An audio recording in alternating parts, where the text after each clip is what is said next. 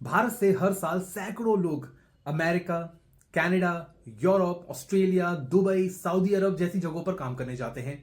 और यही लोग हैं जो अपनी सैलरी से, अपनी कमाई से छोटा या बहुत बड़ा हिस्सा इंडिया को वापस भेजते हैं अपने फैमिलीज के पास। और इसी को हम कहते हैं रेमिटेंसेस।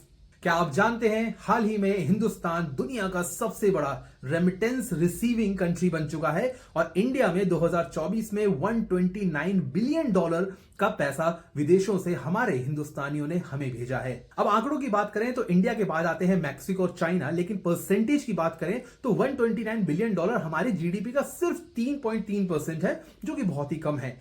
अगर परसेंटेज टू द जीडीपी देखा जाए तो नेपाल नंबर 1 है। नेपाल के हर 100 रुपए में से 25 रुपए तो बाहर से आते हैं और उसमें सबसे बड़ा शेयर इंडिया का होता है। क्योंकि रेमिटेंसेस एक यूनिलेटरल ट्रांसफर है, यानी जब भी पैसा इंडिया में आता है तो हम ना तो कोई गुड्स या सर्विस, किसी भी तरह की कोई भी चीज विदेशों में नहीं भेजते।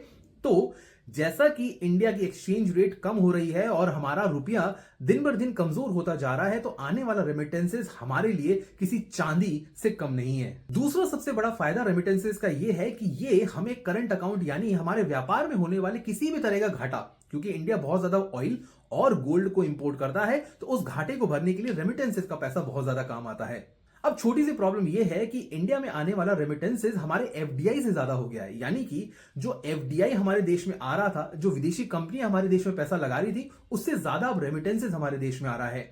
नुकसान यह हो सकता है कि अगर एफडीआई जो है वो फ्यूचर में कम होता रहा तो हमारे देश में जॉब क्रिएशन यानी ज्यादा नौकरियां नहीं पैदा हो पाएंगी। लेकिन हाँ, रेमिटेंसेस से आने वाला पैसा हमारे डोमेस्टिक कंजम्पशन को डेफिनेटली पुश करेगा।